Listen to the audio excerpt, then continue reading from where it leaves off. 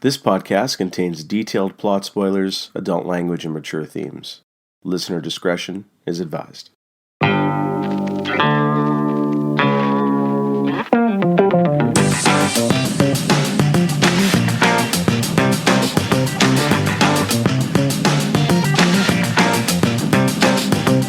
we tackle the most fascinating and important topic ever covered on the show: insurance. So get your claims forms out, get your fountain pen dipped in ink, and buckle into the most deductible time you can have on the internet. This is a podcast of rare antiquities, and tonight I will be your claims adjuster, Geoff. And you all can hail to the king, baby. This is Harry. Today we are going back to the 1944 film noir classic Double Indemnity. Harry, how you doing, man? I'm good, baby. How are you doing? Good. Just glad we could finally get this one going here. We've been meaning to do this one for a few weeks now, so good to be back on the show. Yes, it's getting near Christmas too, so near end of November, so just managing to squeeze in a couple of episodes here or there is a little tight, but hey, that's what we do. That's right. We take one for the team so that our loyal listeners can hear the topical film reviews from 1944. So it's really important to get these in tight. So let's go back a ways here. Now, obviously, this movie's before our time. Have you ever seen this before? Any knowledge or impressions of Double Indemnity before you watched it for the episode today? No, never heard of it. The only thing I know about 1944, that's the year aside from all the World War stuff, is that my dad was born in 44. So that's how far back it goes. That's definitely going back a ways for sure. Yeah, during the film during World War II, or as you like to say that, World War stuff. No big deal. Yeah, definitely a good, high time for the genre film noir.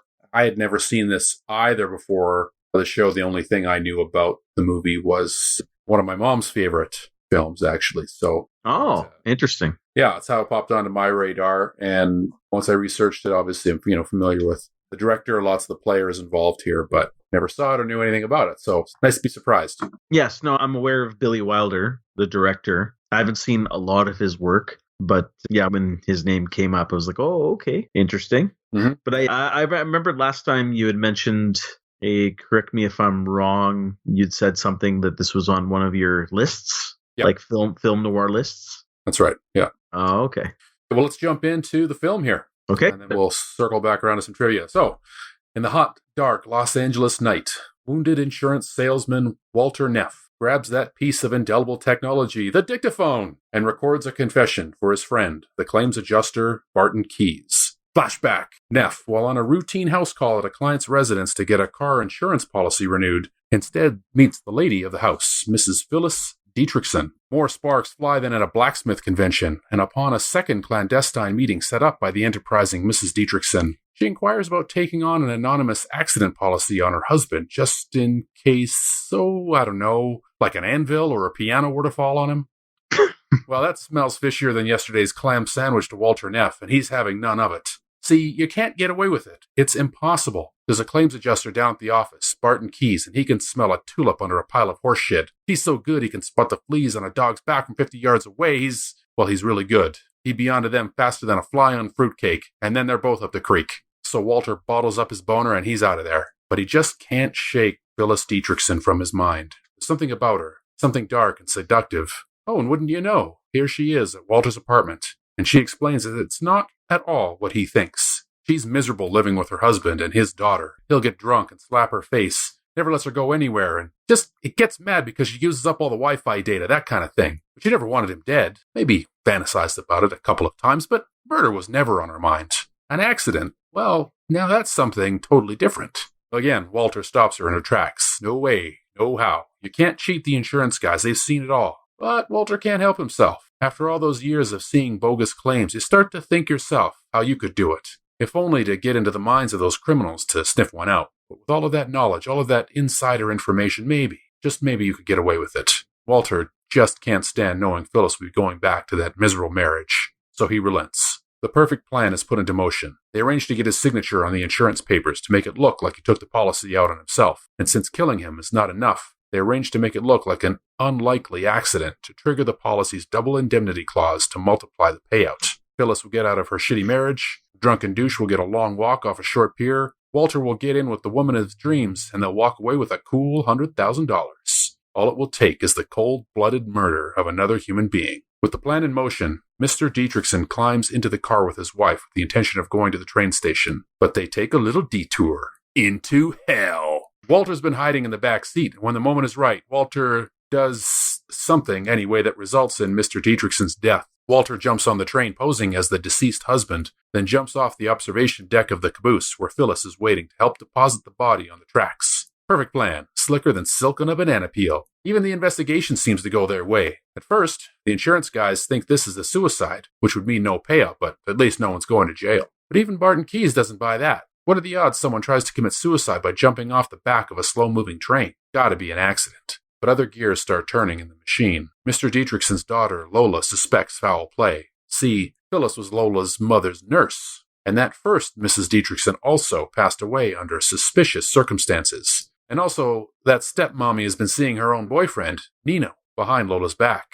Maybe the two of them were in on it together. Oh boy, now we have a tangled web. But with the insurance agency closing in, Walter sees this as a way out.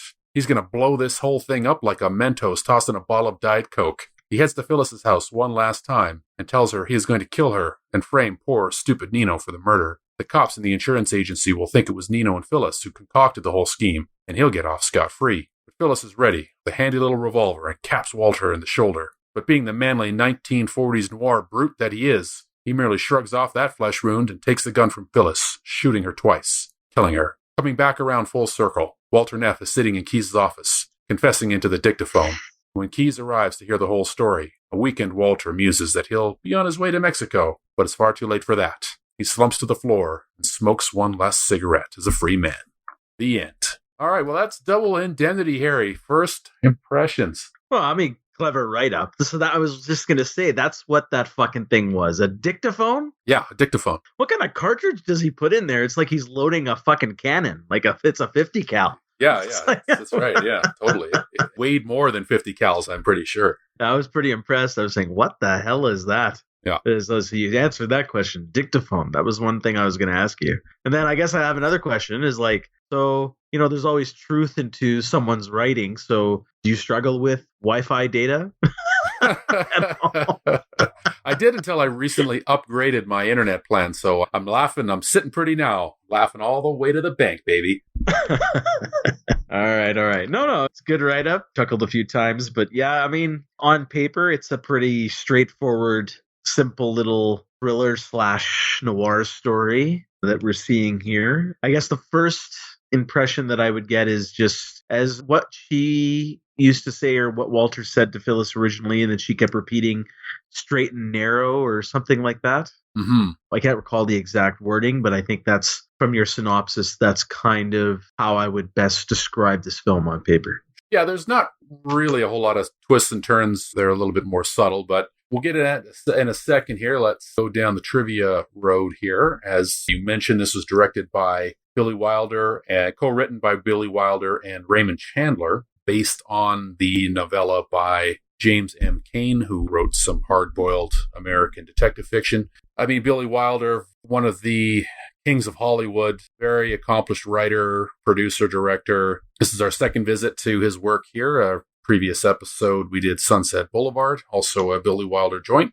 Co-written by Raymond Chandler. He's mostly known as a crime novelist. Another tie into him is he wrote the novel The Long Goodbye, which was made into a film that we also did on a previous episode. So a couple of callbacks there. This film was made on a budget of just under $1 million, which would be fairly typical for the time in the mid-40s. And it grossed $5.72 million at the domestic box office. So it certainly was, I guess you would say that's a pretty good turnout there. That's a hit. Oh, yeah, that would be a hit. There's no triple marketing costs that you would have now, and what is it, $50 million reshoots that they would probably be going through. It's like, it's like you film it once, it's in the can, we're done, baby. We're digitally removing Fred McMurray's mustache if he had one, and which, as we were talking about Justice League before we went on the show here, just as a neat aside, I'd never heard of somebody's facial hair having to be digitally erased for reshoots before, but hey, it makes for a fun story. So no, but The Simpsons made fun of George Lucas because he was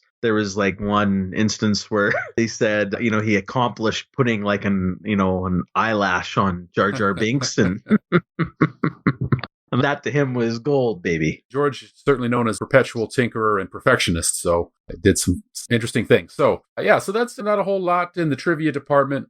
Sometimes these old movies don't have a whole lot of intrigue going on behind the scenes. Again, we've got Fred McMurray as Walter Neff. His acting credits go way, way back to the 20s and 30s. Yeah, because I've never heard of him before or seen him in anything. So he's been in a lot of stuff, again, going back to the 30s. So his work is generally, it's kind of been regarded as underappreciated, underrated. So he's not very well known, even though he did kind of get credit for playing against type all the time. But not a whole lot of name recognition for Fred there. Barbara Stanwyck, on the other hand, very well known.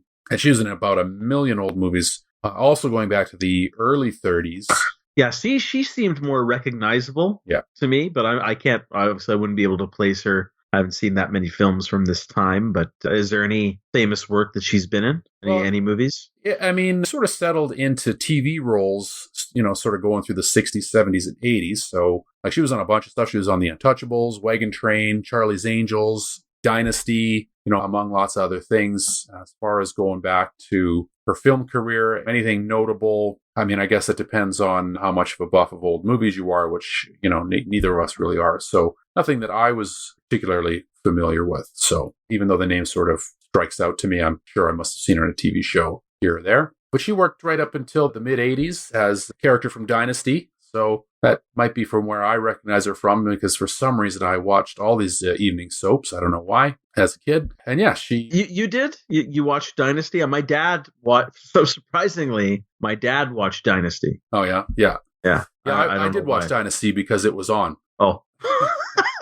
We didn't have cable, so if it was on, we watched it. If there wasn't a hockey game on, it was just what was on. And Dynasty was a thing back then. So that's just the trivia there. So we can kind of go into the scene by scene. Any other initial thoughts before we jump in here? No, I'm sure things will pop up as we go through. So why don't we just get right into it? Yeah, so we open up on, where film noir movies sort of like to open in medias res, as they say, where shit's going on. Clearly, we've got Walter Neff, who's introduced to us here in some notable discomfort, and he whips out the dictaphone and he confesses to a murder sort of right off of the bat. You can tell he's talking to his friend who had some suspicions, and he's confirming all of those, except who the killer was. He said, you picked the wrong guy, and you want to know who it was. It was me, and that's where we start. So I know it's quick here, but let's just reflect on the opening scene. Again, similar opening in a sense to Sunset Boulevard. Yeah, I was just going to say the opening with the car. Yeah. And actually, I wanted to actually talk about I thought it was interesting how in the credits, when it opens, you have the guy hobbling on the cane. Mm-hmm. And I love that shot against the sunset or whatever it is. And then you have the car speeding down the street and it's him and he's a little out of control. This to me felt like more of a trope, but it's understandable because he is injured. Yeah, and that kind of feeling was just, I don't know how many film noir movies from the time opened in a very similar fashion. It just felt something of a staple of the time to me. Yeah, it certainly feels like a staple now, doesn't it? And, without knowing the full history of where some of this stuff came from, it's hard to say because... Yeah, it's difficult. First, yeah. But it's fair to say probably that this would have been an influential film in the genre, just given the talent involved, Billy Wilder, and the time. It's very likely that this would have been an early example of some of those things that we take for granted, such as the whole story told in flashback. So we get, and the voiceover, obviously, which is another given for the genre. But I did like how he started with the original scene, and you mentioned it, where he's dictating a message of what happened. And I liked how he said to his friend Keys, or his coworker, "You got the wrong man." And I love that. I liked that opening. I liked when he said that. That grips you right away. Yeah, it does a really good job of bringing you in here. And they are also able to use the dictaphone as an excuse for a voiceover, which I guess you don't really need, but it helps to put the film into some context, or put the fact that somebody's talking to you over the whole thing into context. So we open the flashback as he heads over.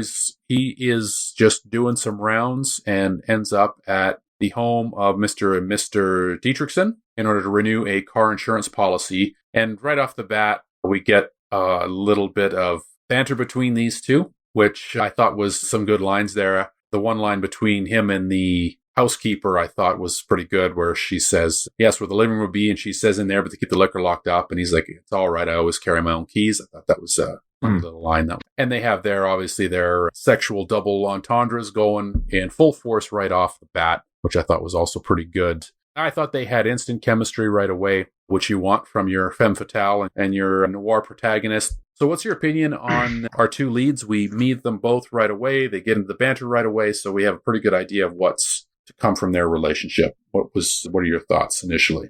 A bit mixed start. I was intrigued more with Phyllis than I was with Walter, especially at the beginning when they first meet. I mean, I don't know if you want to just bat this out of the way right now. I was just chuckling. He was immediately calling her baby. And it was these short little quips, like, give me some sugar, baby. Hail to the king, baby. This guy did Ash take it from this guy? Is this like the Army of Darkness get its script from this movie? Yeah, they certainly laid on pretty like thick even, there. Yeah, it's not even that. Weird. Like even later he goes, shut up, baby. And he kisses her. When men were men and women were objects. Good old days. Good old days. No, but I mean, I guess I just wanted to ask you, I wouldn't say surprised, because this is something you would definitely see during this kind of time frame. But what are your thoughts on the dialogue, especially coming from him and these quips throughout the film? Well, yeah, I guess we can dig that. We can dig into that right away here. What the hell? Just on the surface, I wasn't surprised, because it is normal for the genre to have this type of banter between the woman and the dude.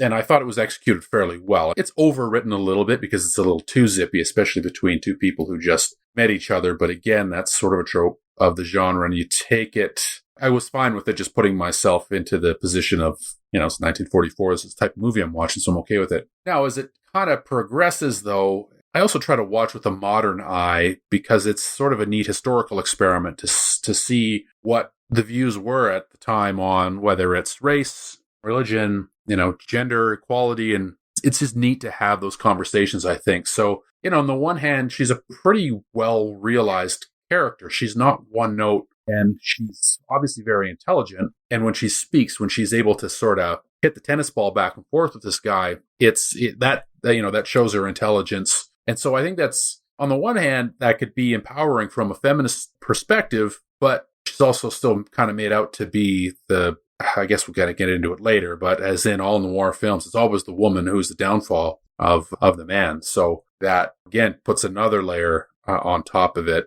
just from a historical perspective. So it's kind of neat to listen to them in this context. I don't write movies like this anymore, and you can't write a movie like this anymore anyways. No, you couldn't. No, it'd be impossible. So no, I'll just go back to the beginning scenes. I mean, I'll just say this. I mean, right away, I don't think they had instant chemistry. I mean, I think the chemistry developed. I was more convinced of their chemistry a little later as the movie went on. But clearly, right off the bat, as you had mentioned in your synopsis, he's got the hots for her. I'm surprised, he wasn't showing his boner through the whole scene here, because he's laying it on pretty thick with his looks and how aggressive he was. Like he was really coming on to her. But you could already, was it right away in the beginning scene that she was asking about the insurance now? I can't recall.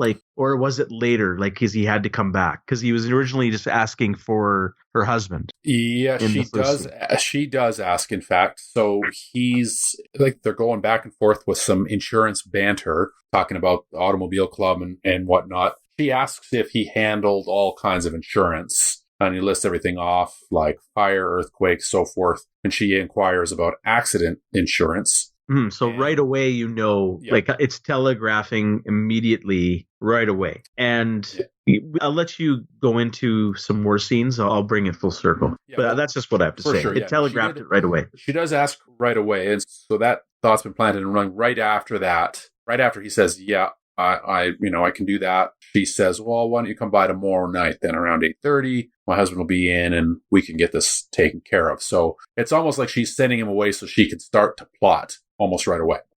Yes. And then one of my favorite lines after that was she says, my husband will be home. You're anxious to talk to him. And he's like, yeah, but I was getting over the idea. And she says to him, there's a speed limit in this state, Mr. Neff, 45 miles an hour. And he says, how fast was I going, officer? She says, around 90. So I thought that was pretty good. That was clever dialogue. Yeah. I mean, again, like we were saying, part of the whole bit with this type of movie, but I thought that was fun. So they make the date, I suppose, for him to come around tomorrow night at 8:30 to get the husband to sign off on everything. And he ends up taking off there. He heads back to his insurance office, and we get some scenes there of insurance office life and his buddy. What's that guy's name? Keys, yeah. So his friend Keys is taking apart this poor redneck sap for burning out his own truck and trying to make a false claim on it. I didn't like these scenes. I'll tell you why. All right. Like, I like the fact that it portrays Keys as smart because that's part of the plot. Like, you can't fool him. That's why their plan has to be perfect, and he's unfoiled at the end. You know, in the end, he really doesn't fool Keys. But so that's why they're showing this. Like, Keys is uncovering somebody who's trying to get away with insurance fraud. But you have to admit, set up the guy who was playing the other bloke, whoever he was, you know, this dumbass farmer guy or whatever he is, and the dialogue and the way the scene played out with him discovering everything in front of Walter, I didn't buy it. I thought it was bad writing, bad performances. I mean, I liked Keys, but I didn't like these scenes. I'm glad it was there to show Keys is smart and it's needed. I just wasn't convinced of it from an acting and a writing perspective. Yeah, I think it was a little bit over the top, especially from the redneck guy. I didn't have a problem with Keys. I thought he played it fine. But some of the lines didn't really do it for me. Like when he's telling the guy how to open the door. Yeah. Like at first it was kind of funny. I'm like, all right. It's enough. Yeah, it's enough. Exactly. So it didn't quite hit. Their conversation after that, I guess, was just more of the same. Like we are just trying to get the impression that Keys is very experienced. He knows what he's doing and he can smell a rat from a mile away. So I guess it does the job of that. But then doesn't it go on about how he's trying to convince Walter? Maybe it's the scene or it's another scene pretty quickly after this where he's trying to convince Walter to get promoted instead of being a door-to-door guy. Yeah. And I didn't really think we needed these scenes. No. It felt very filler. It had nothing to do with anything. Yeah, I did feel like some filler. It didn't have much to do with anything. I didn't really need to know more about the office goings on here. The fact that I was fine that they were friends just because they kind of told me that they were friends. I didn't need to see any scenes of dialogue here. Maybe just to fill out the fact that this is a place where they work and give us some context for that, I suppose. But no, I agree with you. I don't think it added too much there. It added nothing. It added nothing. Yeah, exactly. So he gets a phone message from Mrs. Dietrichson, and she changes the date. Instead of coming by tomorrow evening when her husband's there, he's supposed to roll around Thursday afternoon instead. So he rolls down to the house, and he's thinking about Phyllis the whole time, specifically the anklet on her leg. And he goes in, and there's some more banter here, which is fine. I thought, sort of more of the same. It's really just sort of an extension of the previous scene. The husband's not here, and this is where, we get a little bit more talk about the accident insurance policies. So some of the details. Well, this is where he reveals himself to her that he knows what she's doing. Essentially, yeah, isn't it not? Like he calls her out on it, and he wants to walk away. He says, "Well, I can't do it. It's impossible to do. I know what you're doing. Who do you think I am?" And this is this scene, correct? That is more the scene. In the previous scene, he had like one line where where he had sort of called her up, but nothing too overt. But yeah, this is it here. So she's asking, what could happen? What's the benefit? He's saying, well, $125 a week cash benefit and a $50,000 capital sum in case it gets killed. And that's when, the lights kind of come on around that. So I want to ask you something. Yeah. So he's attracted to her from their first meetup. But now it's the anklet that really kind of makes him swoon and kind of, you can't let that go. Because I remember afterwards, he's constantly thinking about her and stuff like that. And I think the anklet comes around near the end of the movie again too. Does it not? It does, I think. Yes. So this guy has an anklet fetish. He's not into her. He's into the anklet. The anklet does stick in his mind. I think there's a couple things going on there. One, it's not quite so obvious a detail to be fixated on. I mean, he could have been swooning over her face, her breasts. I mean, any number of obvious things. And But it's the 40s. I mean, you're not going to be zooming in on the breasts. Exactly. It's also the 40s. So I think they're doing two things there. One, they're giving him it's just a little bit more interesting of a detail that you can talk about. Two, it's the 40s and you can't be focusing on anybody's sensitive bits. And three, the anklet, I think has an element of eroticism to it because it's also on bare skin that you can see. So I think those are all factors in that particular detail. I mean, it ends up not really being relevant, but No, I just found it curious. Like, it just seemed like that was the one thing he focused on. And then after that, he just couldn't get her out of her mind. And it felt like that it really started with the anklet. Yeah, he kept going back to it. He definitely. Yeah. I mean, it doesn't rouse any erotic thoughts for me, but hey, far be it from me to hold another man's sexual preferences, so if that's what works for the poor bastard, then hey, good for him.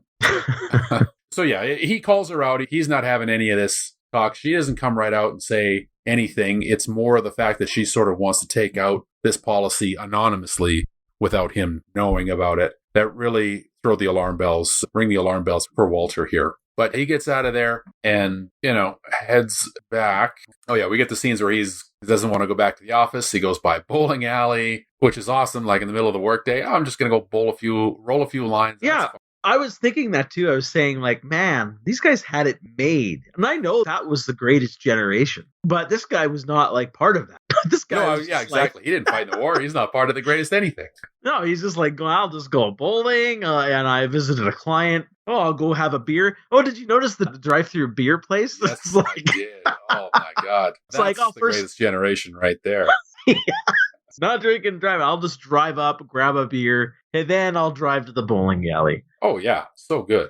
He heads home, and he's at his apartment just taking it easy. And he just knows for sure that it's going to be her when the bell rings, and it is. So she comes over, and she lays the story on him. So this is where we get, again, a little bit more banter. And he says, "I'm crazy about you, baby." And that was, I think, the second baby that he used there, but he definitely... No, I think it's maybe 5 or 6. 5 or 6 at this point, yeah. Yeah, I'm pretty sure. Yeah. They kiss in this scene too, don't they? They do kiss in this scene, yeah. You don't think this was a little staged, forced? It didn't feel... Well, I mean, this is, again, a sign of the times. And this kind of, I would say, forced romance in these kind of movies, you see them, all the way through to the 60s. We're Star Trek fans, you would see that happen on the original series TV show as well. Other TV shows. I've seen other movies even in the 60s. It was very, very staged. It felt staged to me, but for another reason. It felt staged because it felt like she was staging it. Yeah. Now, yes, you get the zippy dialogue and things just move at that certain pace because of this type of film. So, I mean, yeah, it didn't quite hit all the right notes for me. It didn't for me here. And I think the movie could have benefited a little bit more of her. I mean, I guess that's not the point of the movie, and that's the interesting thing. Is it this scene where he kind of agrees to help her? It is eventually, yeah. He's going over all of the ways why they shouldn't do it, and how he recounts a couple of cases where there's one where a guy slipped on a cake of soap in his bathtub and was drowned. He had accident insurance, but the wife didn't get away with it because there was an autopsy. Yeah. What the fuck was with that? He slips in his own bathtub and she still gets charged? Well, I think the intimation was that they figured out that he didn't actually slip in the bathtub, that she killed him, or she drowned him and said that he slipped, or something. Oh, like that. That's what it meant. I thought it just he slipped and then just, banged his head and then drowned in the bathtub or something like that. And then she still got it. I mean, how do you prove that? Yeah, I don't know. I mean, there was one where the wife was like, his wife said he was cleaning a gun and his stomach got in the way. I mean, that sounds like when that fucking ass ref, I got my tooth busted. You remember that time? And the ref said, "Oh yeah, my face ran into his elbow." Yeah, I do remember that. Yeah, exactly. How your face? Remember he said that? Yeah, I do. Yeah. If I ever see that guy again, oh yeah, my fist ran into your face. I'm sorry. Yeah. Or your face ran into my fist. I'm sorry. Well, if you remember what he looks like. Oh, I do. He's on my list. I guess you better start getting to that list, dude. You're not getting any younger. I've got time. The smart ones bide their time. Yeah. You'd be so old by then. It's like I'm like one of those old guys who forgot to pay for the batteries in Walmart. It's like, well, I was confused. Yeah, exactly. Remember Uncle Leo? I was confused. You'd be trying to execute revenge schemes and you can't even buy batteries at the store. Smart way of doing it. That'll be that'll be like your Munich. Yeah. Yeah. So anyway, we're still in the scene up in the apartment there. So, he's not going for it, but she starts going in about how it's a shitty marriage and he beats her up when he gets drunk. She's basically under house arrest, basically. And his insurance goes to his daughter and she's basically nothing. Like, she married him for money. Now he doesn't have any. And that's it. So she says there was a time when he was drunk. They were in the garage and he just sat there, head on the steering wheel, motor still running. And he thought, well, maybe I could just don't turn off the car, close the garage door, and just leave him there. And boom. Mm-hmm. So she's sort of like, yeah, I wouldn't murder him, but I'm not going to do it. So it's fine. And she says, I'm not going to do this. And that was great because he says, I don't want you to hang, baby, and stop thinking about it. But he can't stop thinking about it. And almost right after that, he says, like, okay, I'm down. I'm into it. So they did it. He said he was going to help her because he knows. And I thought it was kind of interesting because like the thought process that goes through his mind there is, he starts to think about it. And it's like all those times you see the guys trying to pull off the schemes and, you start to think, hey, what was the line here? He sort of, he's like, you try to figure out all the tricks that they could pull on you. You're like the guy behind the roulette wheel watching the customers to make sure they don't crook the house and so on, right? So it's like, it's always been in the back of your head. You go to thinking how you could crook the house yourself and do it smart because you've got the wheel right under your hands. So that starts to run through his mind. I thought it was interesting. She manipulated him into him basically thinking that it was his idea to do the whole thing and it was never hers. So she's absolved of, not of the guilt, because obviously she's going to be in on it, but he thinks he's in the driver's seat when really she's the one who's definitely in the driver's seat. Yes. And I agree. I mean, that's smart for her. We find out at the end, like, she's even using him. Like, this is not about love. This is more about money, right? And her own power as a woman or a femme fatale or whatever you want to call it. Did you buy him all of a sudden just wanting to be a part of this plan? Well, instead of having like maybe, some thoughts about it, because we don't really know a lot about this guy, right? Right. Walter, at this point. And it's very fast. Okay, I just got the hots for you. Okay, but now, sure, you want to kill a guy? Sounds good, but now I'm trying to think how we can get away with it. It just feels, I don't know, there's something not right here. It's not about the action. It's just about the setup and the buildup. Yeah, I think it was kind of a fast turn. Yeah, like this is Anakin Skywalker, dark side fast. Yeah, exactly. Like, whoa, you're evil. We got to take you I'm going to murder death some children here. It's a little bit of a quick turn. And we already know that he's done the deed because it opens with him saying he's the one who killed the guy. So maybe that makes it a little easier for the audience to buy it. Maybe. So George Lucas should have opened episode 1 with Darth Vader sitting back with his, couple of limbs cut off, like Anakin's burning on the ground. And it's like a backstory. He pulls out the dictaphone. He goes, this is how it happened. Would have been pretty rad though, right? If episode 1 had opened with him with there's a flashback. As he's burning on Mustafar, it's like maybe a little bit after that. Damn now. Okay, this is how it happens. He wakes up on the table and finds out that Padme's dead and all that, and that might have been a good spot. That would have absolved everything. Yeah. Well, okay. I mean, I'm just curious. Definitely wouldn't have.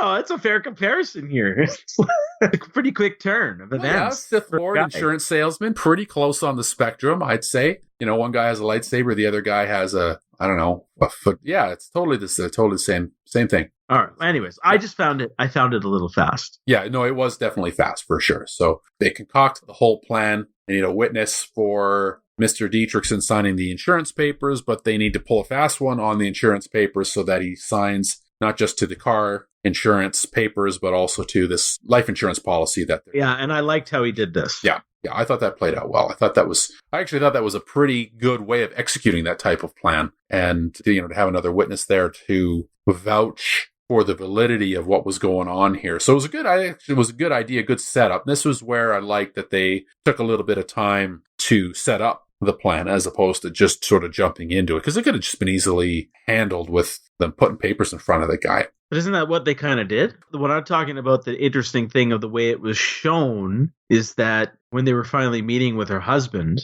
and this is the next scene, is that he had a copy. He was telling him that, this is for my personal records. Yeah. Right? Here's one that you're signing, and then here's a similar piece of paper underneath. He's not going to read it because it's just a copy. Right. and he signed it. And I liked that aspect, especially for the times. I mean, I thought it was pretty clever. Yeah, actually, I like the whole setup where they set up the witness in the daughter at first and then sort of shepherd her out of the room at just the right moment. So how did he shepherd her out of the room? Well, she was playing Chinese checkers with Phyllis. Oh, that's right. And then she kind of gets her out of the room there. Fun fact, Chinese checkers does not come from China, in case anybody was wondering if it was a racist name for a silly game, and it absolutely is. Keep pointing those little tidbits out, man. Hey, that's what we're here for, baby. We dig deep. We dig deep on these. Yeah, it was added just as a marketing thing to make it look exotic, but it's a bunch of fucking marbles on a weird board. It's not Chinese at all. Anyway, so they get the signature. So step one is down. They've got the insurance policy all signed off on, for $50,000 with a double indemnity clause. I thought there was going to be a little wrinkle here. So as he's leaving, he kind of gets roped into driving the daughter into town to meet the boyfriend. Mm-hmm. And I thought there was going to be something here where they would be witnesses to something. And obviously her boyfriend is a bit of a hothead, kind of a punk.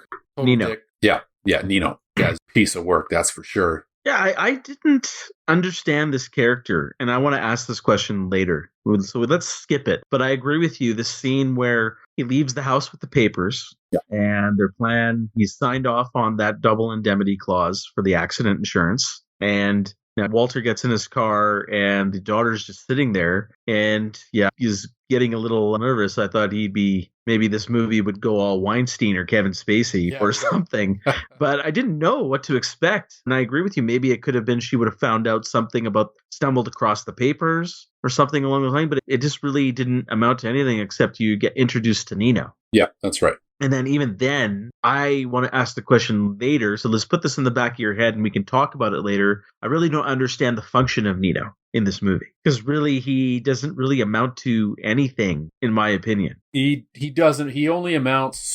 Well, we'll come back to it at the end. Let's come back to it at the end. Yeah. I thought what was going to happen was he was going to recognize Walter when he was impersonating Dietrichson on the train because he had seen him before, so he would know. You mean Nino? Nino would have been on the train? That's what that's what I thought would happen. Like later when he's getting onto the train, I'm like, okay, this is why we met Nino, is because he's going to recognize him, which didn't play out. So that's actually a good point. And it's kind of funny you mentioned that because I was going to say as the movie starts progressing, because now at this point, these two obviously cannot interact with each other publicly. So they start having their little powwows at the Quickie Mart. Right. Yeah. Right next to the squishy machine. Except no brown Apu. It's just some other no-name white guy. They got a white Apu.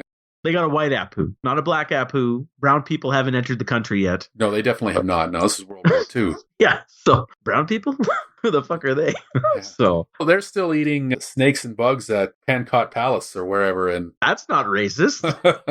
No, not at all. Anyway. Where was I going with? Yes, I was saying when they were consistently meeting there, Billy Wilder showed these patrons, like people who were shopping there or people who were the stalkers or working there. And I thought maybe this would have ended up in some kind of trial. And then these people would have been witnesses. Yeah, I remember these two meeting. I thought that's where they were going with it. I'm glad it didn't go down that way, but that's what I thought was happening. Because don't you recall? They were like really focusing on the other people shopping there. Yeah, they were making a big deal out of the whole market scene, the set of the market as being where they would meet. So, but yeah, because didn't she ask, when he's in there, doesn't some random customer ask him to grab a box off the top shelf, right? Yep. And so, yeah, I kind of the same feeling as you. Like, all these witnesses are just starting to pile up and they haven't, like before they've really even done anything. Mm-hmm. And it doesn't amount to much. So sort of odd, I guess. Well, one, I'm glad they didn't go down that route or Me route. Too, yeah. Like we're saying, here's all your witnesses.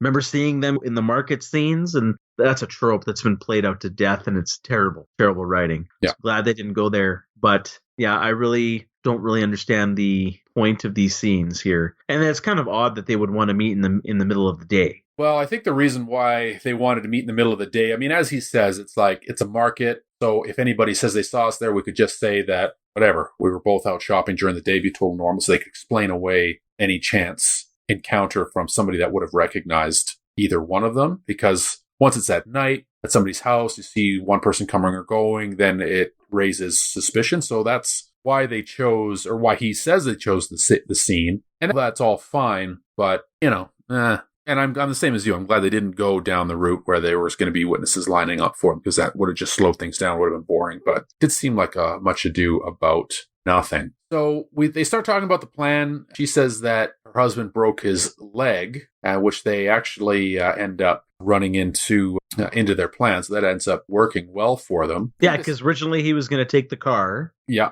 But now he has to take the train because he broke his leg. Right. And then it also makes it easy for a setup for him to have an accident. That's right. Yeah. And they can work the train into it. Now, I think they discussed, I'm just reading the lines here, and I didn't pick this up, where he says, oh no, they don't say it.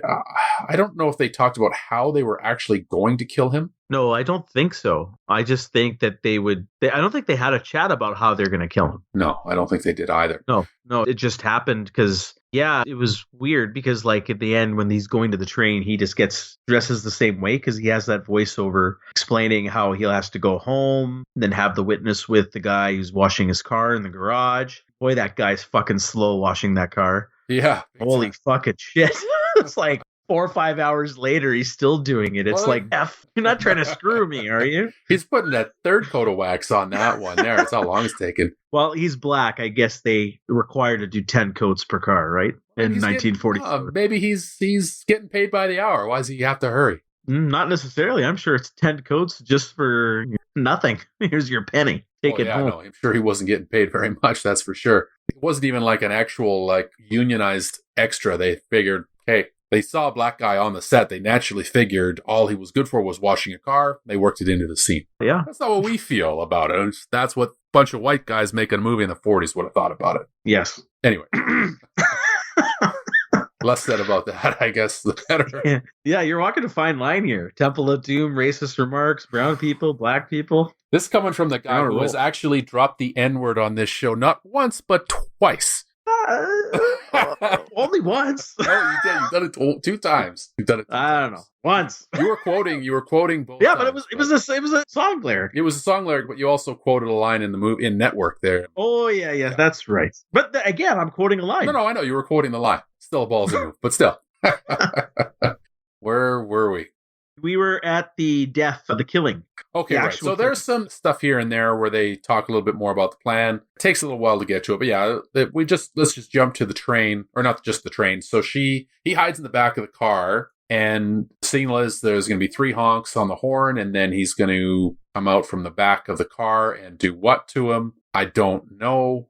Obviously, he chokes him. But they didn't, No, they didn't show it, but again, that's the 40s. They wouldn't show this, right? Not necessarily. Well, they didn't show people getting shot. I guess that's okay. You can use a gun, but your bare hands, don't show that.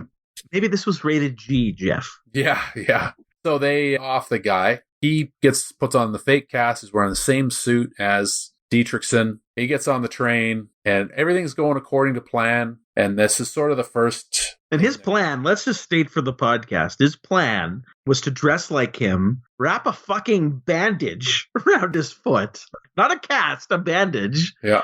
Hobble onto the back of the train, jump off, and replace the body there where he would have landed. Yeah, exactly. The train's going like 4 miles an hour. For starters, it's not that it's a bad plan, but at the same time, and I like the little wrinkle that there's a guy in the back of the car there, or in the outside of the train, at the back of the caboose, or whatever that's called, the back car. I like that wrinkle, but I mean, you don't think that there would be a whole shitload of other witnesses for this to really work? And then you're banking on the train not going fast, that he's probably not going to get seriously injured as he jumps off the train. Well, it's dark. No, but for his own safety, Walter's own safety. Yeah, I guess he figures, like, here's, I guess, where it partially falls apart. Because, yeah, he needs to know that he's not going to get injured jumping off of the back of the train. So, all right, he knows it's going to be slow enough that he'll be fine. But to make that convincing enough of an accident that somebody could believe that the guy could get killed whilst falling off of the back of a train. I mean, well, not only that, but if he chokes him, so I think this is a little bit of the flaw of the movie. So I'm made to believe just from the way the killing happened that because he was behind the guy, and I think you could hear a bit of a struggle as he choked him to death. Yeah. Whether with his hands or a wire or whatever. So his neck is broken, or he's suffocated to death, right? Yeah. One of the two. And then you would have those marks around his neck. Right. So then he falls, the body, the real cause would have been falling falling off the train, but then an autopsy would show that he was murdered. And I'm pretty sure doctors would be able to figure out at that time how he would have died. I mean, they're not stupid. We're only talking 1944. So, I mean, like, you could easily tell if a guy's been choked to death or strangled to death or broke his neck from a fall. So, I mean, this plan really doesn't make a lot of sense. No, it doesn't make a lot of sense unless they did indeed break his neck. But doing that without, well, I don't know how they break the guy's neck in that small car there. No, I think it's a flaw of the movie. I didn't buy this at all. So it doesn't quite, it doesn't work. No, it doesn't work. Yeah. That's not the point of the movie. No, it's not the point of the movie. And the only part of the plan that I did think was neat is that it's a good alibi because people are like, yeah, I saw the guy on the train, blue suit, cast in his leg. Yeah, saw that guy. Must have fallen off. Obviously, it's the only thing that could have happened. And then she's there in the car to dump the body. Like, I thought that was a clever setup. If the death had been played out a little bit better, then, then that a lot of that stuff could have worked really well. Or if there was a clever way for Walter to have gotten off the train and just, to make it look like he had fallen as opposed to basically just stepping off. I think what it would have been made more sense is if they caused him to fall, say, down a flight of stairs. And then you arrange for the daughter not to be home or no one to be home. And she pushes him down the steps. His neck is broken. Maybe he's not dead yet. And then you have to do something else. I don't know. Maybe you have to bring him up, push him down again. Do it a few times. But I mean, I just didn't buy this. I would have at least bought that, even though you would have the question, oh, well, how do you know his neck would have broken the first time he fell down the stairs? I still would have bought that better than what they did with the car. Yeah. I mean, they're trying to work the train in. I agree. It was too close quarters in that car to give him the injuries that he would have needed where you believe that he was caused by a fall off of a train. And this is where I thought that first scene in the credits would have come back full circle, and that was kind of foreshadowing. Is the guy, you remember in the credits, the guy was hobbling with the crutches, and he was walking as the sun was rising. Yeah. And I thought maybe this was the foil in the plan, is that they thought they got away with it, and the guy fucking was still alive. Yeah. He wasn't even dead. He still gets up, and he's walking along the tracks. Yeah, that would have been fun.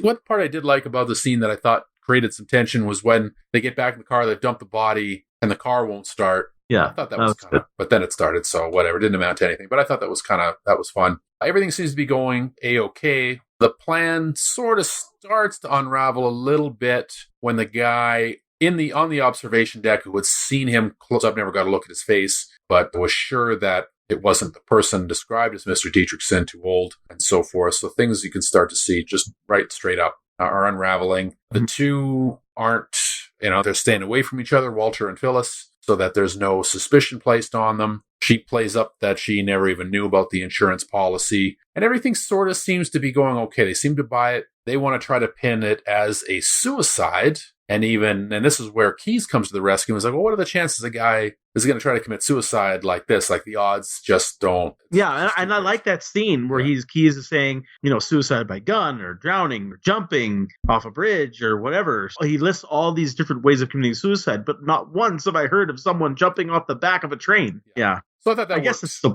yeah, that was a nice scene. I like it. It shows how Keyes is really thinking it through. He's a thinker's man. He's looking at all the details. I like that scene where he's arguing with that, I guess, the manager, the head manager, who's claiming it should be suicide, and he's saying, no, you don't have a prayer. Yeah, that's right. Pay her out and let's go. But it's still gnawing away at him.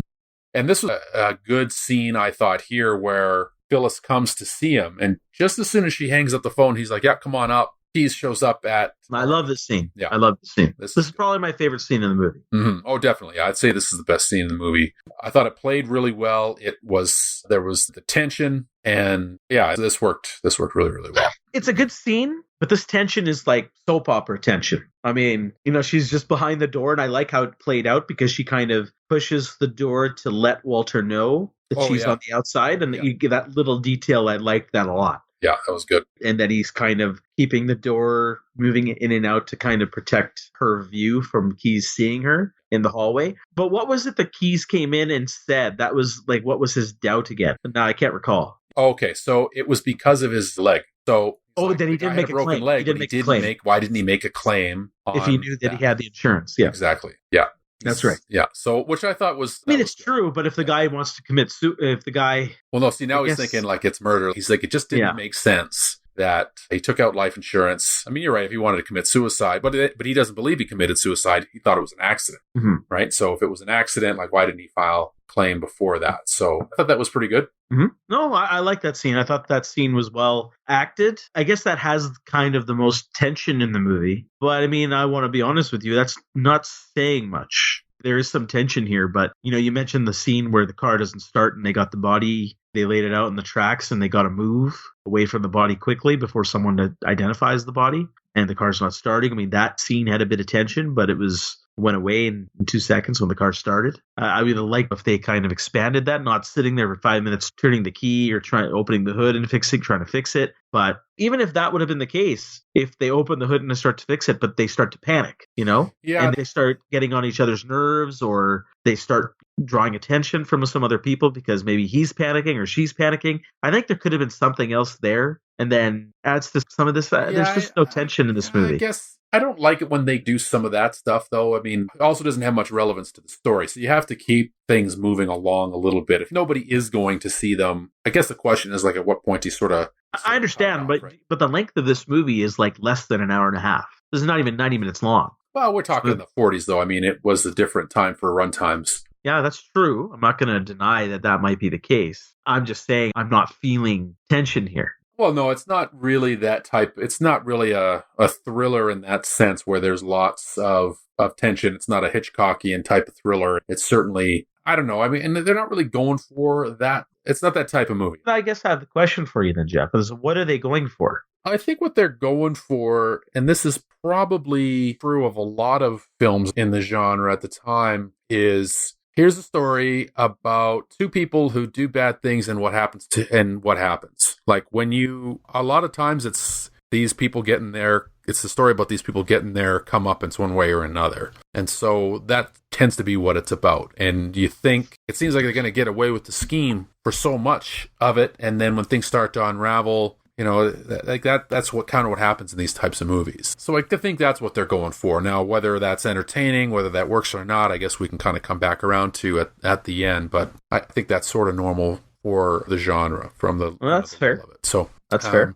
So let's jump ahead a little bit here. Keys leaves the apartment, doesn't see Phyllis. It's all good. We come back to Walter's office. He gets a visit from the daughter, Lola, and she thinks that Phyllis murdered her father. Mm-hmm. And this is where we find out that her mother was sick with pneumonia. The nurse was Phyllis herself, and everything should have been fine, but then the mother dies. Mm-hmm. And and it's 6 months later they get married. So this is when Walter kind of gets oh shit. Yeah, we've got a Black Widow on our hands here. MacGyver.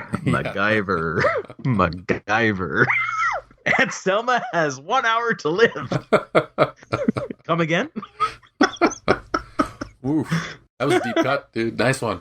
And this is a good revelation for the audience as well, because you've either been buying her routine up to this point or you haven't been. And I had sort of been at this point. So I'm like, oh shit. Like, yeah, she just played you, dude. And now you are in trouble. So still trying to play it off. But this is where she also drops a bomb that her mother's been seeing the daughter's boyfriend, whom we met. And this is where I didn't understand this stuff. So explain it to me. Okay. I don't understand how Nino fits into this Phyllis stuff. What the fuck is happening? They're just sleeping together? Yeah.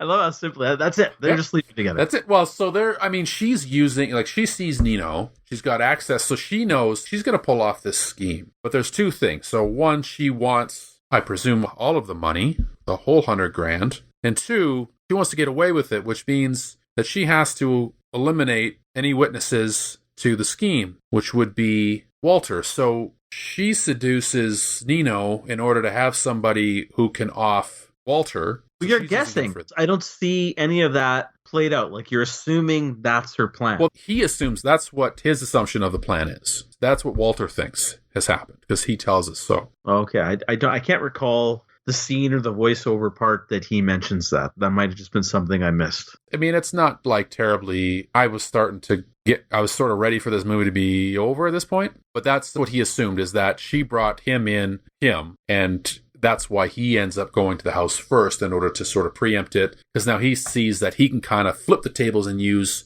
Nino, to, he can sort of he can kill Phyllis and frame Nino for that murder. So that's okay. Right. So that's sort of the plan. So if we want to kind of keep jumping ahead here, they kind of have a bit of an argument. So he goes over to the house. She hides the gun in the chair, and they sort of have their final scene together, and he confronts her about it. Let's see if I can find the line here. It's like Hail to the King, baby. There's a lot of babies in this screenplay, that's for sure. Yeah, there's a lot of babies. Here's a weird one. So he starts hanging out with Lola. Yeah, that's it. That's right. He does that at the end of the movie for a tiny bit, and I don't know why. Yeah, I don't know why either, because he says, in his voiceover, he says, it sounds crazy, but it was only with her that I could relax and like go a little. Yeah, again, as I said, I started to get a little worried. I didn't think it was going down that route, but just with all the stuff that's going on in Hollywood these days, it's just accusations are coming out now. It's just pretty funny. Yeah. Not funny, but it makes you think. Yeah. It's like, this is what are the writers trying to hint at, maybe something they want, another older man with a younger woman. Obviously, it didn't go down that route. My eyebrow was starting to go. I think they kind of needed, as I'm reading through here, so I remember now. So I think they just needed a reason for them to hang out so that she could kind of confide in him, because she starts to cry about Nino, and he's like, well, what? So she says that she thinks that they killed her father together, and she says she's been following him around and stuff. So that's probably what it is. So she opens up about it, and he was supposed to pick her up the night of the murder, but never showed up. So that's kind of when things jump into his mind, because he's like, well, wait a second, like, what was he doing at the house? He couldn't figure that out, right? And that's why he thinks he's gonna get offed as well. Yeah. That's right. Yeah, exactly. Yeah. I believe we were at the scene now where I can't recall if he's decided to kill her as well at this point. Yeah, I'm trying to find it. I'm trying to remember, because I think he just wanted to go to her house to confront her. But I can't recall if his intention was to kill her as well, but she had hidden the revolver under her chair. Here's what happens. So he's looking. Okay, so he goes to the office to look at the files. So they have Walter under surveillance, and they haven't found anything for him. No connection's been established between Walter and Phyllis. They're like, okay, well, so he's kind of free from there.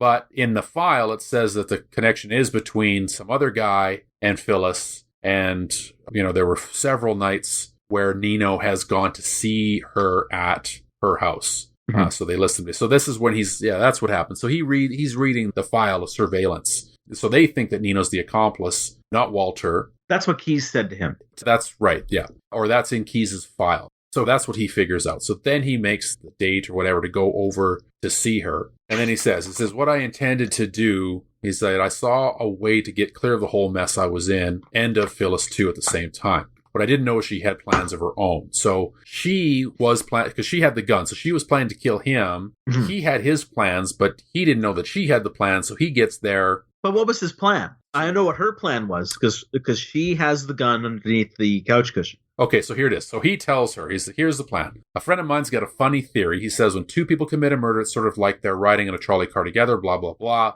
And he's like, maybe he's got something there. So sorry, and just to stop you, that was a great scene between him and Keyes from earlier, because that's Keyes mentioning that to him. If it was somebody who he mentions when they're having their talk back and forth before about the case, when Keyes is suspecting it's murder, he's saying, well, if it's one person, they'll have a greater chance of getting away with it. But if it's two, it gets messy. And he has that little speech he gives, and I really like that scene, because then they have to go all the way through. They're stuck together no matter what. Yeah, and that's a really cool concept for sure. And it does end up sort of bearing out in the end, even though he thinks he can get off the trolley early. And this is where he confronts her and says, it's been you and that Sacchetti guy all along, hasn't it? She denies it. And he's like, well, it doesn't matter if it's true or not. The point is that Keyes believes that Nino's the one he's been looking for, and like they'll have him in the gas chamber before he even knows it happens. So that's going to be it, right? So that's what she shoots him. Yeah, that's right. So his intention was just to tell her that Nino is the suspect. You and Nino are now going to be implicated. Yeah, and I'm telling you this, and now I'm going to just take off. Yeah. So let's see here. That's a little weird. No, I think that's how it played out. I think that is how it played out. Yeah. No, that's how it played out. He had no other intention. I never got the hint that his intention was there to kill her. He was going there to tell her, this is why, I'm free and clear of you. Because I think at this point he realizes they're not getting away with anything. They're not getting the money. They're not going to get away with the murder. It's going to be known, but he will not be implicated. It'll be her and Nino. Yeah. And he went and told her that, which was a very stupid thing to do. It was a very stupid thing. He should have just stayed home. Yeah, he should have just stayed home. He was off the hook. Yeah, he was off the hook. Yeah. So why tell her? This is for drama because it's a movie. That's right. It is for the drama. That is true. Well, it's also because they have to find a way for them both to pay for it. So, I mean, she's going down for it, but if he hadn't gone there, he wouldn't have been shot and he would have been, able to get away with it. But you're right. It was You know what would have been more interesting? I'll be honest with you, because they built up Keyes to be this kind of like Sherlock Holmes of the insurance industry. So I thought if they found a better way that he thought he could get away with it, even if he told her that and she didn't shoot him and she's arrested, I thought it would have been interesting if he had still slipped up somehow and Keyes figured him out. Say even if he got shot and then he still ran away, like he didn't kill her, like he wrestled the gun away from her and he didn't have to kill her or whatever. But I don't know. That's just another idea that I thought would have been a little bit more interesting, because then it would have given some meat and made some sense and closed that loop that you're building up Keyes to be this really smart guy. Nothing can get past him, and then nothing did. Here, Keyes was still fooled, essentially. Yeah, Keyes was fooled as... It was only the blood when he went back to the office and the janitor called him. That's why Keyes showed up. Yeah, that's right. I mean, he could have just not gone to the office. Yeah. As well. Yeah, he would have got away with it. Yeah. Yeah. But he didn't get away with it, so he wrestled the gun away after getting shot, shoots her, twice kills her, and that's it. Well, that's not it. He waits outside to tell Nino. So he's saving Nino. That's right. He saves... Why? Why is he saving Nino? Well, I guess he figured, I fucked everything up. May as well not rope anybody else. But how does he know that Nino and her probably wouldn't have offed him? How does he know that Nino may not have been involved? He's making an assumption. Yeah. I don't know, man. It's a little messy. It's a little messy. Yeah, it's messy. I don't get it. I didn't get that scene. Okay, kid, because he's waiting outside the bushes, right? Don't go in there. Yeah. Get out of here.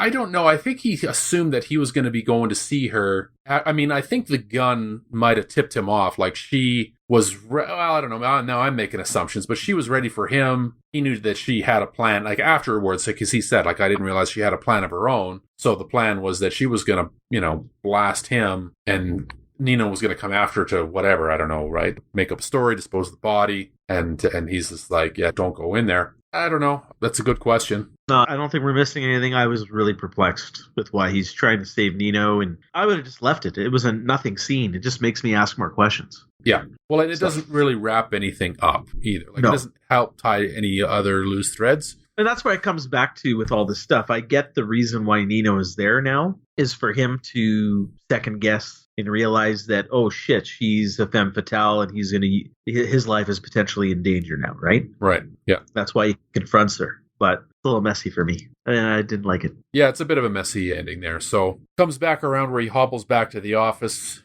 jumps onto the dictaphone, tells the story. He's as wise to the whole thing, and Walter tries to escape, but he's too weak and lights a cigarette. And that is it. That is the movie. That is Double Indemnity. So that's that. So yeah. Life of the insurance agent. I never knew. It's like, it's all...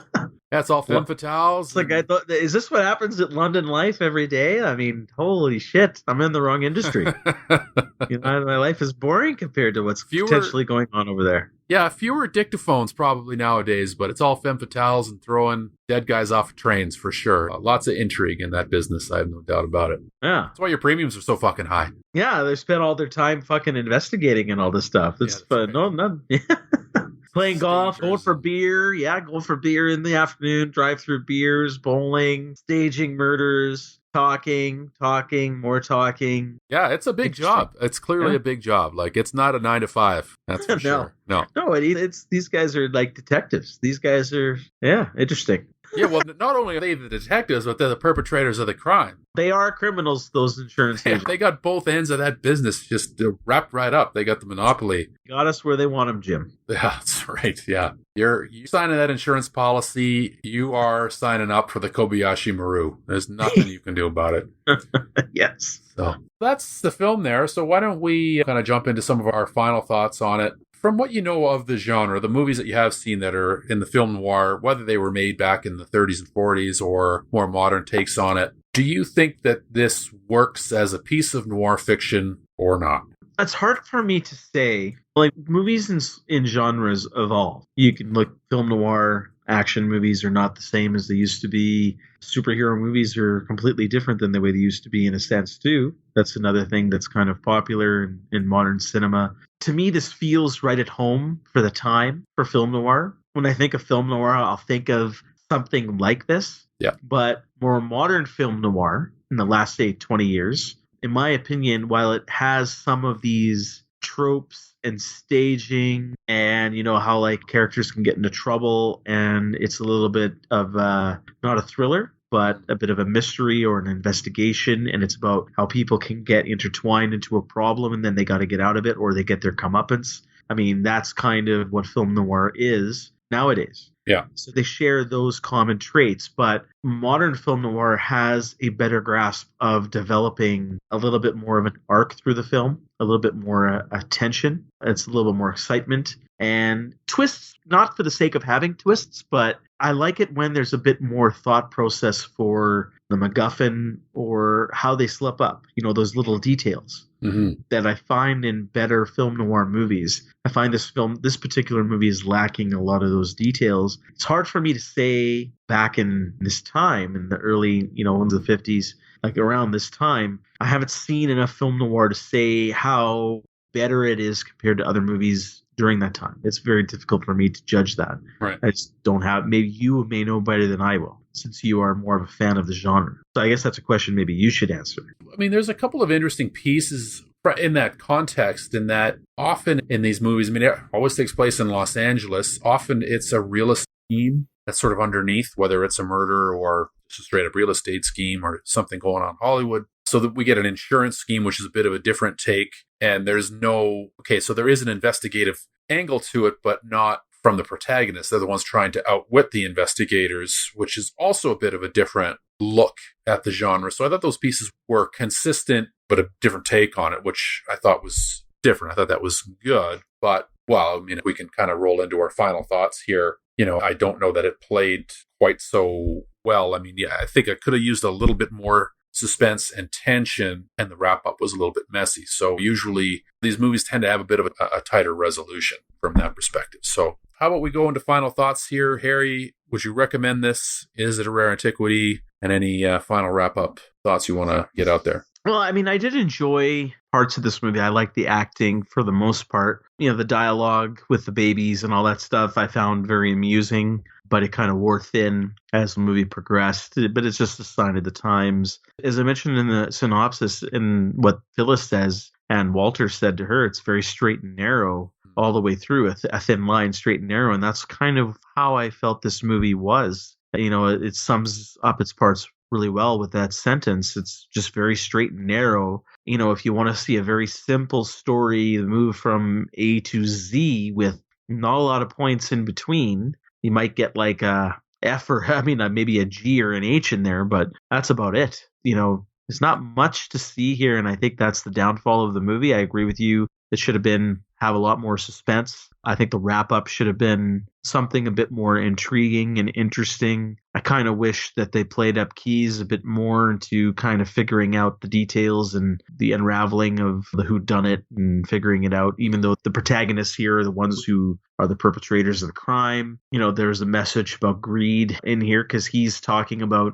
it's got to be the train. It's got to be the train, the double indemnity aspect of the insurance fraud. But to me, that's just the concept of a movie on a very high level. Like, they're not really talking about greed. There's no underlying theme there. It's just like, oh, we're going to just it's got to be the train because the movie's called Double Indemnity to be clever. And that, in my opinion, is the only difference of this movie trying to separate itself out from the other noir movies that I've seen, or what I would assume are around during that time, is just in the title alone, Double Indemnity. And there's not much else there. Unfortunately, it was single in all of its underlying markings of the movie. There was nothing double. It was all single all the way through. That's kind of what I think. Yeah. So I guess if you're asking me if I would recommend it, I guess, Jeff, if you think that this was a nice little twist in that the protagonists here, main protagonists, are the perpetrators of the crime, and this is one of the earlier markings of that in the genre, then I would say for film noir buffs that there could be a recommend here. But I personally don't recommend it. I didn't enjoy enough of the movie. I enjoyed watching it. It's not a terrible movie at all. It's just there's not enough meat there in the movie to say someone needs to go see this. It's definitely not a rare antiquity. I think that's pretty much it for me. Yeah. So maybe the last piece of trivia here, which I thought was interesting. So in 1998, the American Film Institute, I don't know if you remember this, they released a list of, was called 100 Years, 100 Films. So sort of a list of the best American films of all time of the past 100 years. This placed at, I know there's a lot of problems with that list. This was number 38 on their original list. Holy shit. Yeah. They did a 10th anniversary list in 2007 where they placed it 29 on the list. It's hard for me to argue. I mean, we are not film student, Right. I'm not here to bash someone's list or AFI's list, even though I disagree with most of what they say and disagree with most of the lists that are out there. When there's lists out there that say Han Solo is the best Star Wars character of all time, they can go fuck themselves. He's a nothing character. How could he be the best Star Wars character? I don't know that I've ever seen that list. I know you've got a big beef with it, but anyway. No, it keeps popping up over and over. Well, I mean, let's look at AFI. I think it's AFI's top heroes. Okay, this is actually a good one. This is AFI's top heroes. I remember when I was dating my wife at the time, and I went over to her house to watch this. This was televised. And they started from 100 all the way up. I remember, yeah. They were going 100 all the way up, and I was anticipating Luke Skywalker. He was going to be, somewhere in the top 20. Gets to the top 10. Okay, top 5. He's still not there. Han Solo gets number 2, and I start going, no way fucking hell. Because I know he's not getting number 1. The AFI won't put a Star Wars character at number 1.